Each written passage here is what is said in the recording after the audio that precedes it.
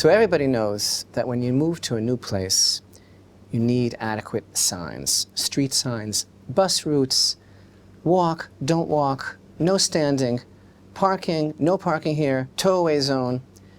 We need adequate signs. How many times are you frustrated? You go to a place on vacation, you move to a new place, and the signs are just not there. So, in this week's Torah portion, Parashat Ki Tavo, when you come into the land, the people of Israel are preparing to come into the land of Eretz Israel. And there's a very great mystery in this week's Torah portion, because not only were there no signs when they were coming into the land, but apparently the Jewish people had to make their own signs. They had to make huge markers here in our Parsha. And it really is a very great mystery that the first thing that Israel is told to do upon crossing the Jordan is to set up these huge monumental stones, to plaster them with white, and to write on them all of the words of the Torah. In fact, this is the very first thing that they did the very day that they crossed over the Jordan. They couldn't do anything else until this was taken care of. As we actually read here in the Torah portion, it shall be on the day that you cross the Jordan.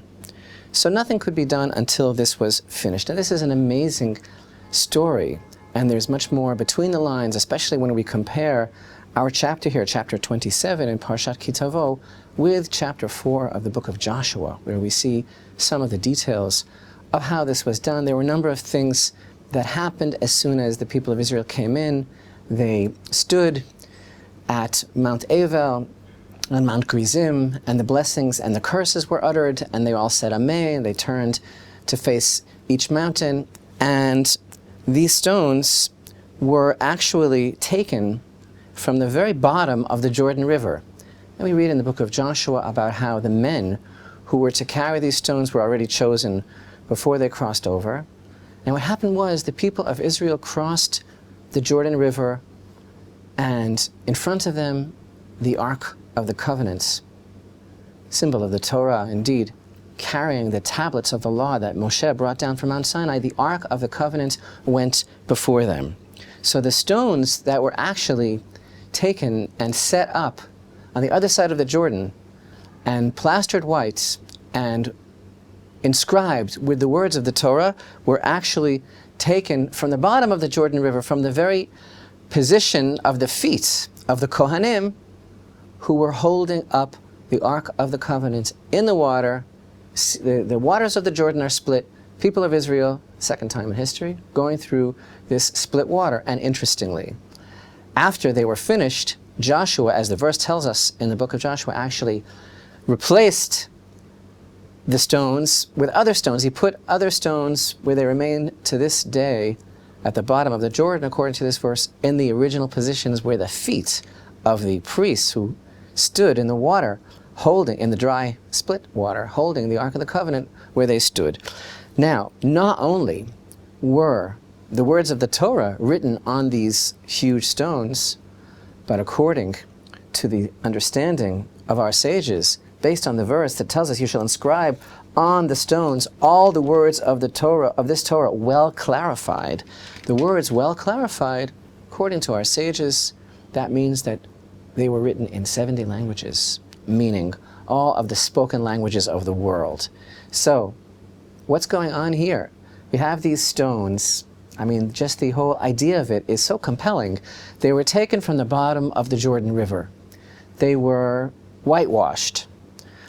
Upon them were written all of the words of the Torah in every language, and they were to be set up immediately upon crossing. Moshe and the elders of Israel commanded the people, saying, observe the entire commandment that I command you this day. It shall be on the day that you cross the Jordan to the land that Hashem your God gives you, you shall set up great stones, and you shall coat them with plaster. You shall inscribe on them all the words of this Torah when you cross over, so that you may enter the land that Hashem your God gives you, a land flowing with milk and honey, as Hashem, the God of your forefathers, spoke about you. It shall be that when you cross the Jordan, you shall erect these stones, of which I command you today, on Mount Avel. and you shall coat them with plaster. There you shall build an altar for Hashem your God, an altar of stones. You shall not raise iron upon them. Of whole stones shall you build the altar of Hashem your God, and you shall bring upon it burnt offerings to Hashem. So there's two things that are going on here, three actually, because there is the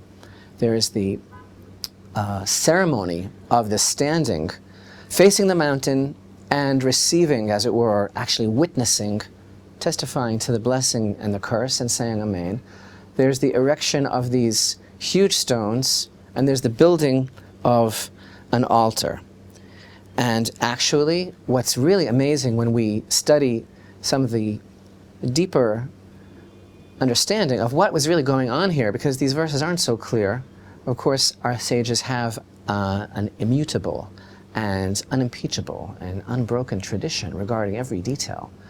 So they tell us that what happened was these very stones, the same stones that were taken from the bottom of the Jordan, upon which were written the entire Torah, and that were erected as some sort of huge declarations, these are the stones that were used to create an altar on Har Evel, upon which offerings were brought. And in fact, according to the chronology of our sages in Tractate Sota, page 32a, what actually happened was the stones were made into an altar, and then the words of the Torah were written upon it. So there's something very powerful in the symbolism of this whole idea. The stones that were taken from the bottom of the river, they were erected instead of our finding signs waiting for us. The very first thing that as a nation Israel was commanded to do upon entering was to erect these huge message boards with the words of the Torah written in every language. And then those very stones became the altar. So was it written before? Was it written afterwards? That's not really the issue. But there's something very powerful that the Torah is communicating with us here. And obviously this is for all time. Obviously, as with every idea that the Torah conveys to us, this is not a history lesson. It's quite interesting. It's quite unusual. It's quite exotic, this idea of what really was going on moving day. We all know how busy and harrying moving day can be. But it's not just a question of what went on between the lines when the people of Israel crossed over. Obviously, there's something here for us at this very moment, or this would not be part of the eternal Torah, and we wouldn't be reading about it. So, I believe that the amazing lesson that this really bears upon is an extremely contemporary issue. And that is the question, and it isn't a question, but is constantly rendered as a question, the issue of the nature of the true connection between the people of Israel and the land of Israel. Because actually, Israel is constantly called upon to validate and justify and prove its right to exist in this land, more so than any other nation. We are always on this firing line, you know, and the question is always coming up again and again, and it's never laid to rest, as if we just got here, as if this is a brand new issue. And the world is extremely troubled with the fact that Israel is in this land. This one is angry at us. This one wants an apology for some perceived offense. These ones are going to march against us and declare their own state. These ones are bent on exterminating us. These ones are throwing missiles at us. And so it goes. And of course, one can become very sick, frankly, of the pronouncements of the politicians, the doomsday folks, the analysts, the pundits, all those who essentially worship at the altar of saying exactly what has to be said, what is acceptable, what is politically correct, all for the sake of, please, don't make anyone mad at us. Don't make anyone mad. But since we know what they all say, the real question is, what does God say? What would God say if he were here right now, is the old saying. And of course that is totally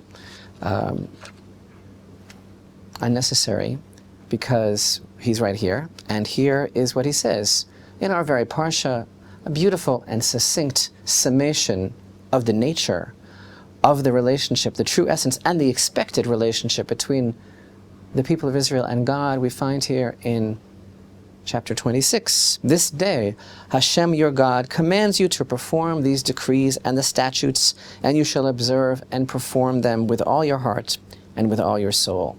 You have distinguished Hashem today to be a God for you, to walk in his ways and to observe his decrees, his commandments and his statutes, and to hearken to his voice. And Hashem has distinguished you today to be for him a treasured people as he spoke to you, and to observe all his commandments, and to make you supreme over all the nations that he made, for praise, for renown, for splendor, and so that you will be a holy people to Hashem your God, as he spoke." So, the fact is, this Torah portion, in its place in the succession of all of the Torah portions here in the book of Deuteronomy, but I think this one, more than the others, demonstrates the inexorable bond, the connection between the people of Israel and her land. And now, indeed, we're about to go in Ki Tavo el haaretz, when you will come into the land. And the Parsha opens with actually a beautiful vision of the future. Yes, Moshe is sharing with his beloved people a vision of the future, because it's a vision of a service in the Holy Temple. It's a vision of the commandments of the bringing of the first fruits. The bringing of the first fruits is one of the most beautiful, complex, and profound services in the Beit HaMikdash, where someone who has worked hard to bring forth the fruits of the land of Israel and everything that goes into that, all of that effort to successfully produce a crop, and rather than immediately partake of it, rather than declare this moment to be a moment of self-indulgence, of self-gratification, the person, the farmer, waits, he separates the first fruit, he brings it to Jerusalem, he brings it to the Holy Temple, he presents it to the Kohen, who waves it before the altar, and while reciting a summary of the entire history of the Jewish people, the farmer essentially closes a circle and realizes that everything is about gratitude. Everything is about realizing the sanctity of this land, the moment, the power of the moment. And what happens is that the deep connection between every individual and the land is brought to expression, is manifest through the sanctity of the service in the Holy Temple. And this is a vision of the future, because this is one commandment that wasn't done in the desert. I mean, there were commandments that were performed in the time of the desert, but this one can only be done in the land of Israel. So this was an expression to the highest degree of this bond between the Jewish people and God, an expression of the connection that they have with the land of Israel. So, what are these stones really teaching us? And how do they relate to our current situation? These stones were not markers or billboards.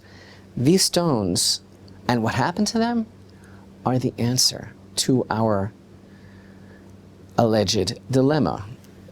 Hashem's answer, the Torah's answer to our dilemma, to the audacious questioning, constant questioning of our connection to this land. It was the Ark of the Covenant before whom the waters of the Jordan River split. It didn't split for the people of Israel per se. It split for the Ark of the Covenant. And it was the people of Israel who followed that path that was opened by the Ark. So it split for the Torah. And the message to the people of Israel that was clearly delivered was that you have only the Torah to thank for this land. You are receiving this land in the merit of the Torah and for the observance of the Torah, for the keeping of the Torah.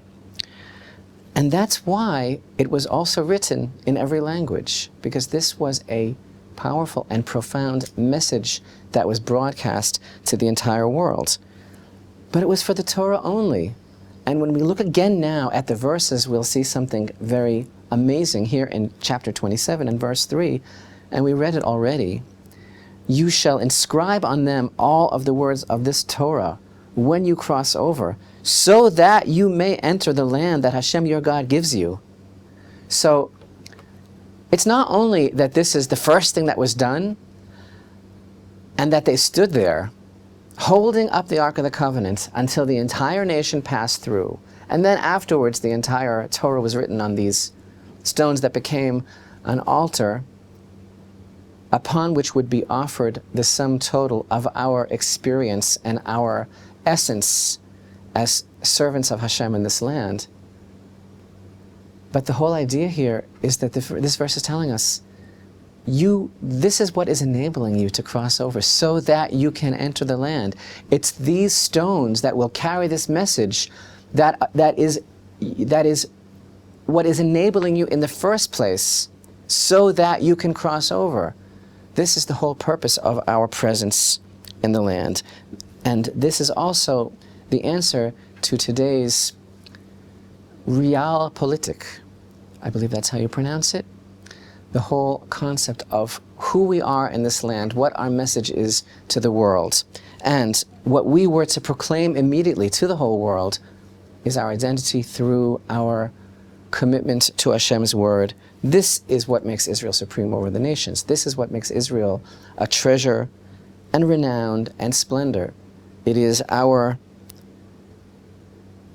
affirmation of why we are here, of our purpose. And the nations all knew this, and Israel was quite aware of it, and this is why it was written in 70 languages, and just as the nations are aware of it.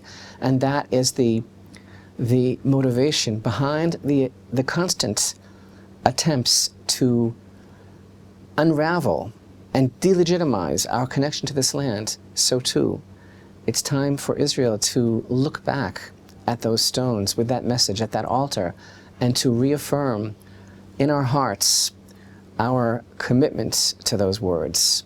That is the secret of our connection to this land. And when we realize that and reaffirm that, we will see all of our enemies, all of our opposition, as well as our own doubts and anxieties melt away.